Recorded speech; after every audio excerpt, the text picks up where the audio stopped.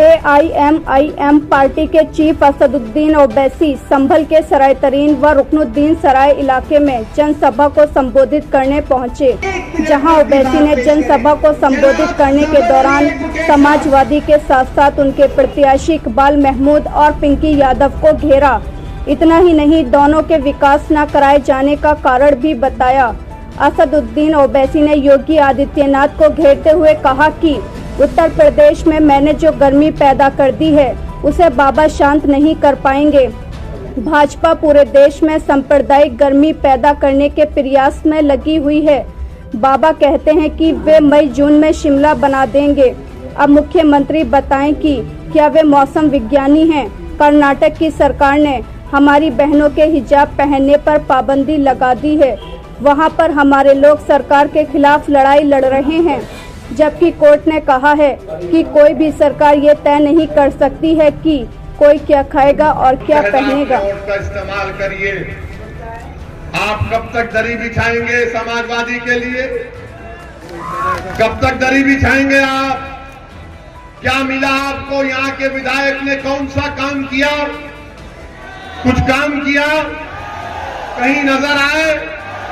कहीं तुम्हारी तकलीफ में दिखाई दिए? कहीं पर कुछ नहीं। मेरे अजीज दोस्तों और बुजुर्गों, इसीलिए एक नई तब्दीली आपको पैदा करना है।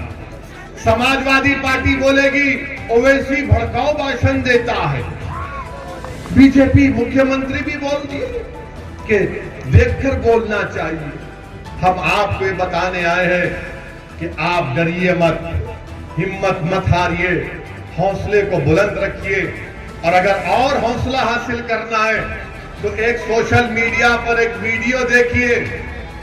कर्नाटका में एक बच्ची हिजाब पहनकर मोटरसाइकिल रखकर अपने कॉलेज को जाती है तो 25-30 नौजवान उसके करीब आकर नारे लगाते हैं, उसको डराते हैं।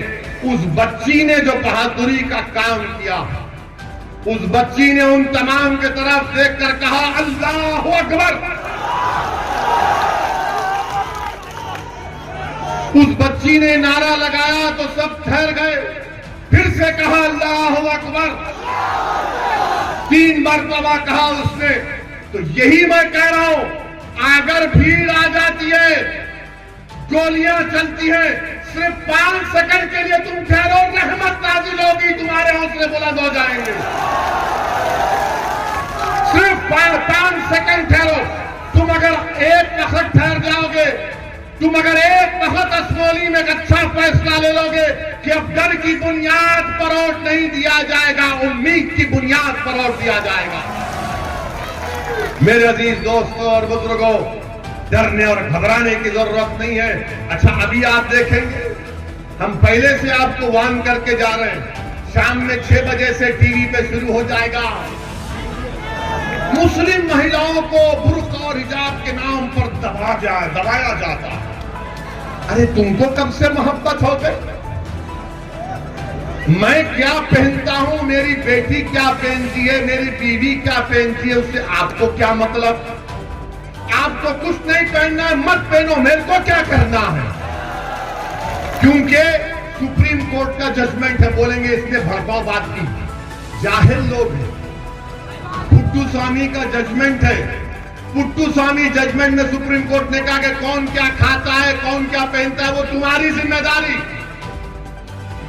अब तो सुप्रीम कोर्ट ने 377 को भी बर्खास्त कर दिया। सुप्रीम कोर्ट ने कह दिया कि right to choice is a fundamental right, यानी आपकी पसंद क्या है वो आपका बुनियादी हक है। अगर हमारी बच्चियां बुर्का निकाब पहनती हैं तो आपके पेट में क्यों दर्द हो रहा है? अगर असदुद्दीन ओवैसी भारत की पार्लियामेंट में दाढ़ी और टोपी पहनकर जा सकता है तो क्या मेरी बेटी हिजाब और निकाब पहनकर स्कूल क्यों नहीं जा सकती? क्यों नहीं जा सकती? और आप कहते कि मुसलमान पीछे हो रहे हैं, पढ़ते नहीं है, पढ़ाते नहीं है। अरे अब तो पढ़ना चाह रहे हैं ना। अच्छा, असमोली की बात करो, कितने स्कूल खोले मैडम? कितने स्कूल खोले? कितना कॉलेज खोले? अस्पताल, रोड बनवाई, फिर क्या करोगे? 14 तारीख को आसमान पर पतंग दिलाना है तुमको, खींचना है, ये काम करना है, ये आपका बेटा है। इसको उठा लो और इसको आसमान पर पहुंचा दो, वो तुमको उठा लेगा। मैडम जीत हो जाती है। अरे सुनो, तुम जिंदाबादी होगे, सुनो आप, सुनिए,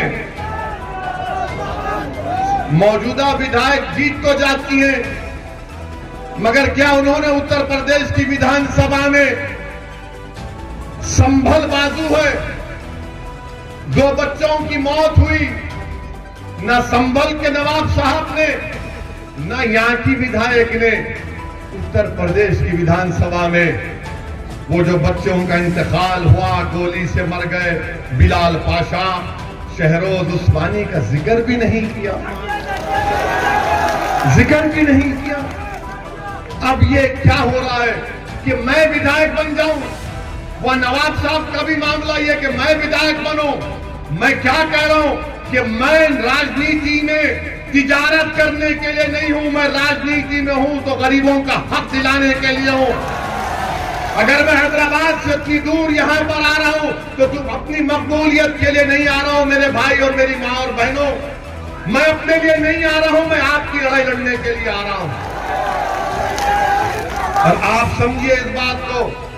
और मैं पैगाम देना चाहूंगा हमारे जो तुर्क बरादरी के, जोजा बरादरी के लोग हैं, क्या आपको ओबीसी का सर्टिफिकेट क्यों बंद हुआ? सपा के लोगों ने बंद कराया उसको। मेरी बात को पहुंचाऊं लोगों तक ताकि आपको सच्चाई मालूम हो जाए। मेरे अजीज दोस्तों और बुजुर्गों, हर मैदान में आपको कमजोर किया जा रहा है। लोग बोलेंगे अरे अगर यहां से मजलिस के शकील साहब कामयाब हो गए, मजलिस के 8-10 एमएलए जीत गए तो क्या करेंगे? मैं उनसे कहना चाहूंगा प्यारे,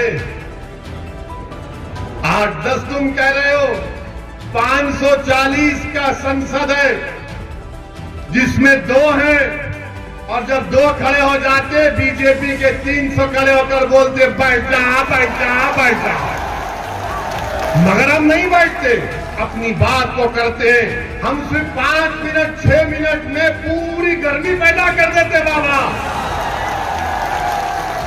अभी हमारा भाषण हुआ था, हमले के बाद 4-4 गोलियां चली, दूसरे दिन हम पार्लियामेंट गए, स्पीकर साहब ने हमको मौका दिया, अल्लाह उनको अच्छा रखे, हमको 6 मिनट बोलने का टाइम मिला, हमने पार्लियामेंट को सच्चाई बता दी।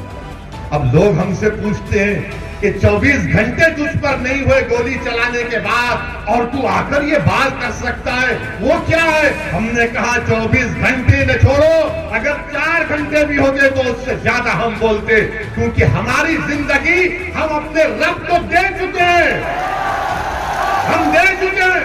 अब वो चाहे कहां डाले किधर डाले वो उसका काम। मेरे अजीज दोस्तों, मेरी इज्जतदार मां और बहनों, 14 तारीख के दिन एक तारीखी फैसला कर लो। आप अज़ां हो रही है, इसीलिए आपसे अपील करते हैं, बोले की बात प्रधानमंत्री नहीं करेंगे।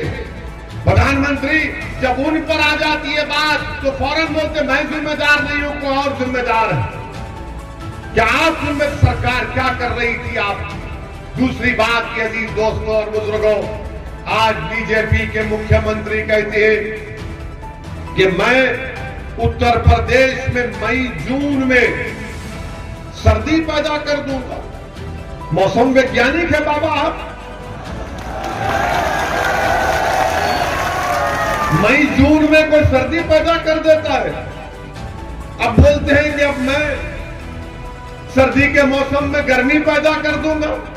अरे बाबा, आपकी सरकार तो दवा नहीं दे सकी, आपकी सरकार तो मरने वालों को अंतिम संस्कार करने के लिए लकड़ी नहीं दे सकी, आप कौन सी गर्मी और सर्दी की बात कर रहे हैं? आपने उत्तर प्रदेश के युवाओं को रोजगार नहीं दिया, नौकरी नहीं दी, मगर बाबा गर्मी और सर्दी की बात कर रहे हैं। मगर बाबा एक बात सुन लो, एक बात से नशीन कर लो, ओवैसी जो उत्तर प्रदेश में गर्मी पैदा कर चुका है, वो ना तुम्हारी सर्दी कम करेगी ना तुम्हारी गर्मी कम करेगी। अब गर्मी बरकरार रहेगी सुबह क़यामत तक इंशाअल्लाह ताला। बाबा ने कहा था मैंने पूरा क्राइम खत्म कर दिया, जराइम खत्म कर दिया, कोई नहीं होता है, सब डरते हैं, सब क्रिमिनल माफिया भाग गए। बाबा हम पर गोली चलाने वाले कौन थे? आपको नहीं मालूम बाबा कौन थे? आपने कहा कि अमित शाह ने कहा, प्रधानमंत्री ने कहा कि अब माफिया जेल में जाता है। हम पूछना चाहते हैं ये कौन थे? ये किसकी नाजायज औलाद ने हम पर गोली चलाई?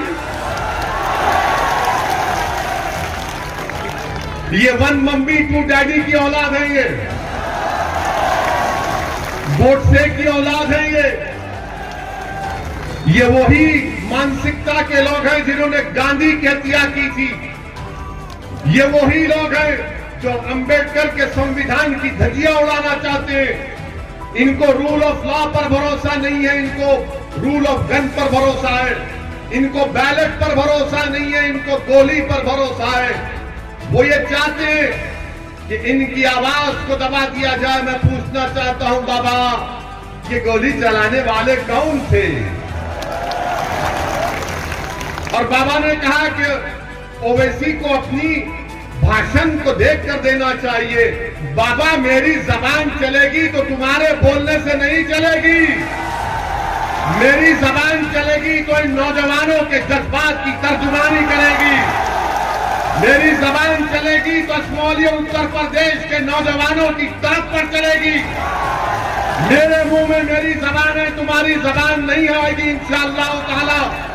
मेरी जबान गुलामी की बात नहीं करेगी, मेरी जबान हक की आवाज को बुलंद करेगी। मेरी जबान चापलूसी की बात नहीं करेगी, मेरी जबान हक की बात करेगी। मेरी जबान गुलामी की बात नहीं करेगी, मेरी जबान हिस्सेदारी की बात करेगी। मेरी जबान से डर की बात नहीं निकलेगी, मेरी जबान से उम्मीद की बात निकलेगी। मेरी जबान है जो उनकी जबान की मैं तर्जुमानी करता हूं। मैं कोई संघ की जबान या समाजवादी की जबान में नहीं बात कर सकता, मैं नहीं करूंगा। अगर ये मेरा जुर्म है तो इस पर गोली चलाएंगे तो चलाने वाले चलाओ। कितनी गोली चलाओगे तुम? तुम्हारी गोलियां खत्म हो जाएंगी मगर मेरी जबान खत्म नहीं होगी, क्योंकि अब ओवैसी अकेला नहीं है उत्तर प्रदेश में। मैं अपनी जबान नहीं बल्कि मैंने ऐसे लाखों लोगों को बता दिया है कि अपनी जबान को इस्तेमाल करो। वक्त के फिरौन के सामने खड़े हो जाओ, वक्त के नमरूद के सामने खड़े हो जाओ, वक्त के अबू जहल के सामने खड़े हो जाओ, वक्त के अबू लहब के सामने खड़े हो जाओ और वक्त के यजीदों के सामने अपनी गर्दन कटा देना मगर कभी झुकने नहीं देना अपने आप को। ये हम जब बात करते हैं तो ये लोग अरे जोर से लगाओ, जोर से लगाओ, जोर से लगाओ, गली गली लगाओ, नगर नगर लगाओ, पूरी असमौली में लगाओ। ये बात है। अब भैया को और बाबा को नींद नहीं आएगी।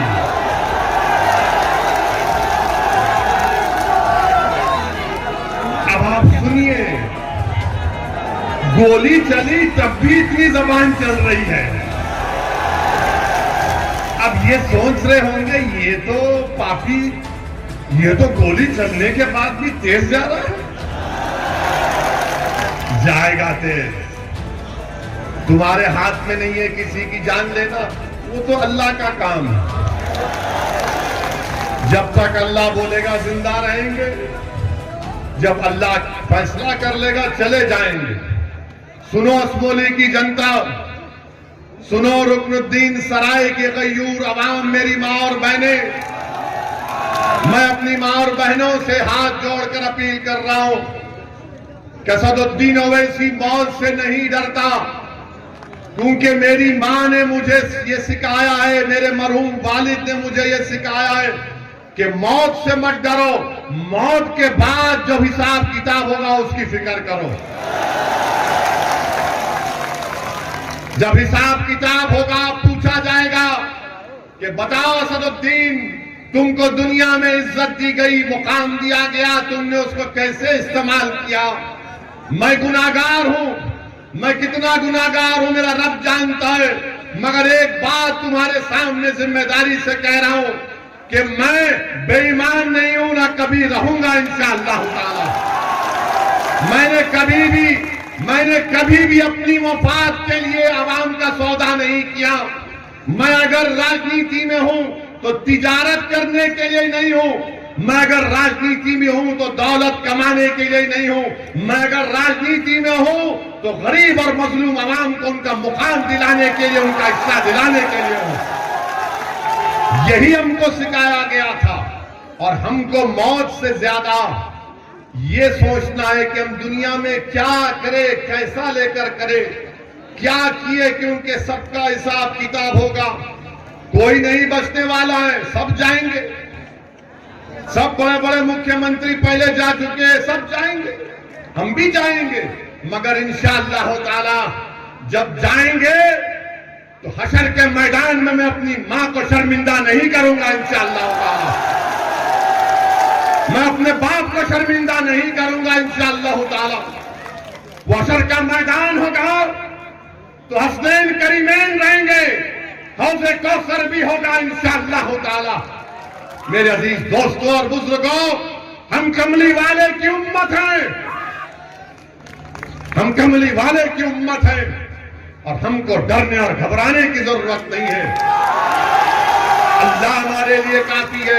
जिएंगे अल्लाह के हुक्म से। आए अम्मा के पेट में 9 महीने थे, अल्लाह ने पैदा किया, अल्लाह ने बड़ा किया, अल्लाह ने काबिल बनाया, अल्लाह ने 2 मरतबा विधायक बनाया, अल्लाह ने 4 मरतबा MP बनाया, अल्लाह ने हमको लंदन भिजाकर कानून और बैरिस्ट्री की डिग्री दिलाई, अल्लाह ने हमारी जान बचाई। अल्लाह ही हमको आगे लेकर बढ़ेगा। रहेगा नाम सिर्फ अल्लाह का, किसी का नहीं रहेगा।